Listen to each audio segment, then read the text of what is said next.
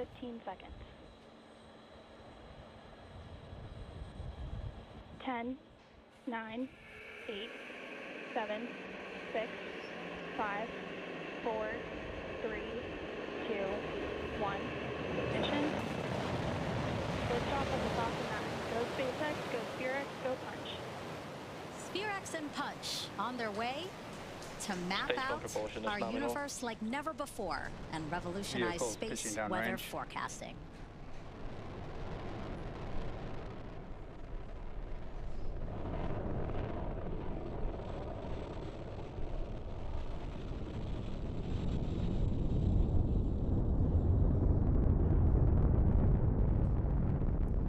T plus 30 seconds into flight, and we are currently firing all 9 of those M1D engines. And after about 50 seconds, we'll begin throttling down those engines, which slow the vehicle down just slightly in order to prepare. Power telemetry nominal. In order to prepare for passing through max Q, and that is maximum aerodynamic pressure. That's the largest structural load that the vehicle will see during ascent, so slowing the vehicle down. Vehicle supersonic. Slowing the vehicle down will reduce some of the loads that it experiences through max Q. That's coming up here in a few seconds. Max Q. Right on time. And now we have a few events that are coming up in quick succession, so we want to lay them out for you really quick. It's going to start with main engine cutoff. That's MECO, and that's when SpaceX shuts down all of its 9 engines on its first stage, which we are getting a great view down the pipe right there. Shortly after that, Stage 1 and 2 will separate from each other, and then seconds later, the first stage will flip back towards Earth, while the second stage will continue on, igniting its MVAC engine. Now that call out is Second Engine Start 1, or SE1, and this burn will last about 6 minutes. After that, the boost back burn on the first stage to put it back on a trajectory towards landing zone 4, which again is back here at Vandenberg, just about 1,400 feet from where Falcon launched from in the first place. Wow, look at that shot. All Merlin engines firing right there, and we have such a great live shot of it.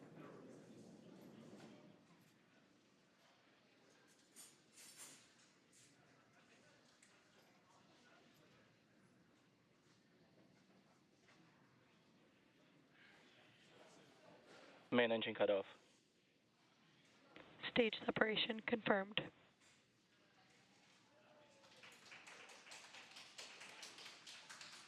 MVAC ignition.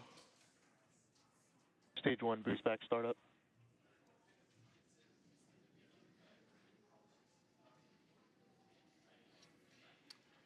Coming up next, we will see fairing deploy, and that's when the 2 fairing halves will separate and expose SPHEREx and Punch to the atmosphere of space. SpaceX will attempt, they will actually retrieve those fairings back downrange on Go Beyond once they get back to Earth.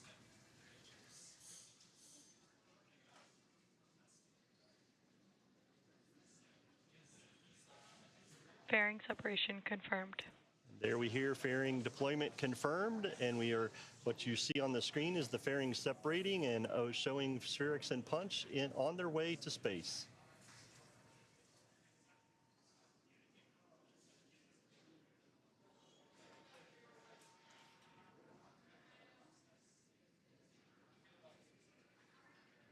Stage 1 boost back shutdown. There you see on your screen and heard that call out that the boost back burn is concluding on the first stage vehicle. That's the first of 3 burns that it needs to make its way back down to Earth. This is the 3rd flight for today's first stage, which previously supported 2 other launches, NROL 126 in November of 2024 and Transporter 12 just in January of this year. And you may have noticed some soot on the vehicle prior to launch. During the entry burn, which is coming up here in a couple minutes, Falcon 9 is decelerating by reigniting 3 of the 9 Merlin M1D engines.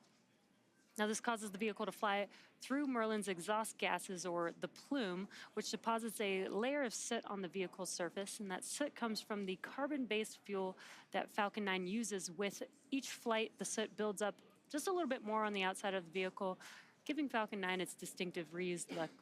We're just so lucky to have these great views. Again, we have a split screen here. On the left side is the first stage, and you see those grid fins. They're guiding that first stage back to a trajectory here at Vandenberg Space Force Base. And then on the the right-hand side on your screen, you have the second stage, and you see that MVAC engine is still burning there.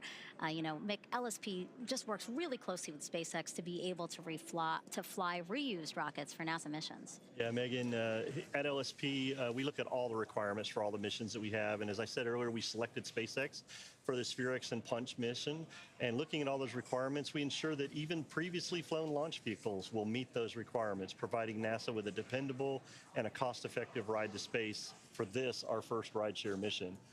Yeah, if you're just joining us, hello, we're in your bottom corner right there. I'm NASA's Megan Cruz, and with me is Mick Woltman with NASA, and also Jesse Anderson, a senior production manager at SpaceX. Now, Mick is with NASA's Launch Services Program, which is managing today's launch, so he's going to have a lot of interesting things to say to us to walk us through what we're seeing today. And of course, we have Jesse from SpaceX. Really great ride so far. We're so lucky to have you guys. And you know, LSP chose SpaceX to deliver SPHEREx and Punch to what's called a sun-synchronous orbit, 650 kilometers above the Earth.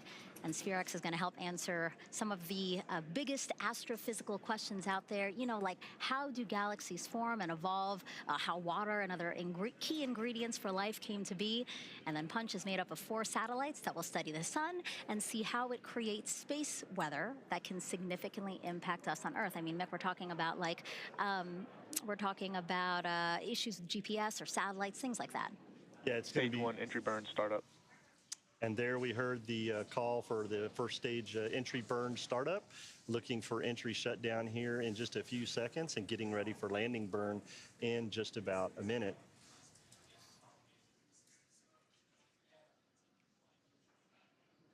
Stage 1 entry burn shutdown. There we have Jesse, confirmed engine shutdown for the entry burn. But back to what you were saying, Megan, about the science of the mission. I know FARA is sitting there looking. We are so happy that we got liftoff tonight. But you know, the most important thing about these 2 missions is exactly what you were talking about. Once we get them deployed, the science that they will have to be able to help us here on Earth with some of the things we want. The spectral map of the universe will be incredible. And that solar wind and solar... Stage 1 FTS has safed. Flight termination system has been safe. Stage That's 1 really good news. transonic. And it sounds like stage 1 is on its way back. So that science is very important to us here on Earth. So we're looking forward to getting these deployed this evening. We do have the landing burn coming up here in a few seconds. That'll be a single engine burn and the last burn that the vehicle needs to land. Stage 1 landing burn. There's that call out. Landing burn has begun. Let's watch as Falcon 9 touches down on landing zone 4E.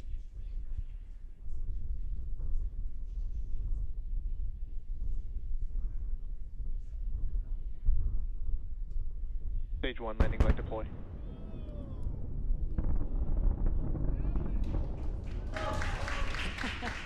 And such an awesome view of Falcon 9 touching down Stage 1 landing confirmed.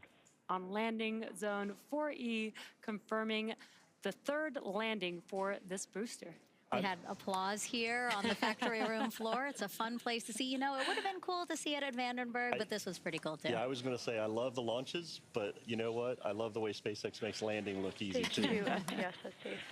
It's still one of my favorite parts, as many times as we've seen it.